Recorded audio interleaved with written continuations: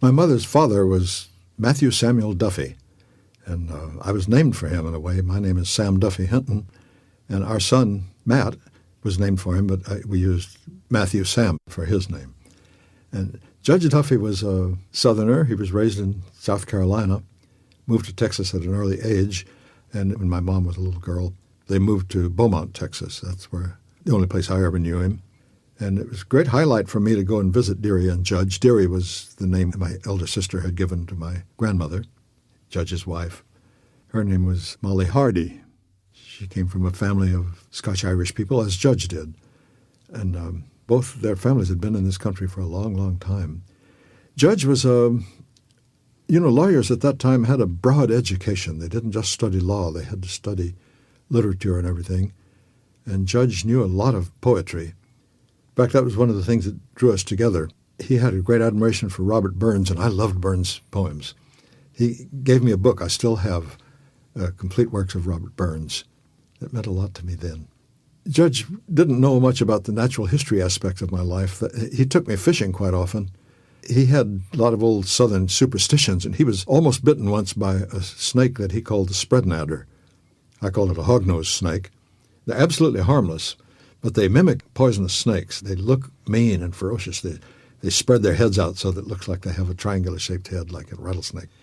And this couldn't have even bitten him, but it brushed against his pants leg, and Judge almost fainted. He had to sit on the running board of the car to recover before we went on with our fishing.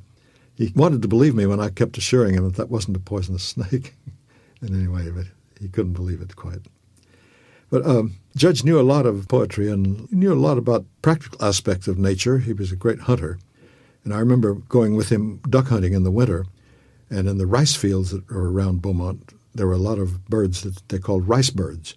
And Judge told me that rice birds was just the southern name for them, that they were migratory birds. And in the northeast, they were called bobolink. And I remember he recited the poem by William Cullen Bryant called Bobolink about that.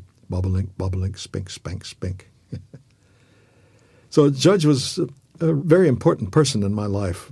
He was more into literature and things that I was interested in. He had a wonderful set of books, complete works of Mark Twain.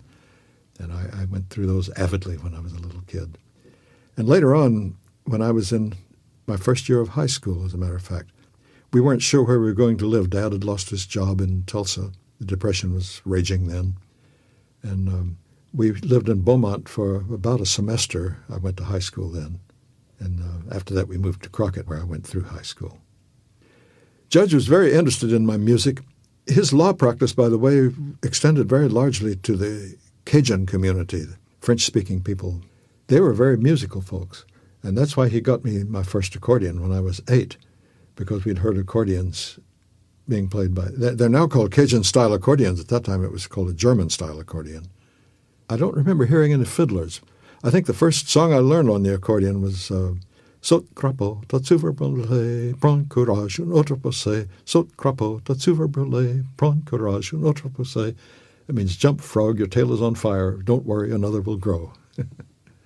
I remember Mr. Taylor Fultz taught me that song. He was one of the Cajun people that Judge used. When we went out fishing, Judge would always stop by these Cajun houses, and he'd buy a whole bunch of Sunday papers and just hand them out to people. These farmers didn't have subscriptions to the papers, and they were awfully glad to get them. But they often gave us a lunch, too, before we'd go fishing in some of the bayous near there. I must have been about 8 or 9 at that time. My favorite part of going fishing with Judge was to seine for bait, because all sorts of things came up in the net. Turtles, especially. I was especially fond of turtles.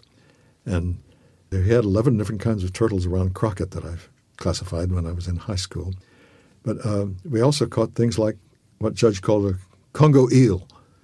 The local name is conger eel, but Judge thought that was Congo. And it's really the Sirenian. It's a large amphibian, has very tiny legs. It looks like a big eel.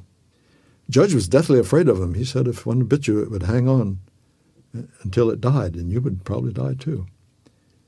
He would toss them out of the net, out of the seine with a stick. He said to touch them was poisonous too.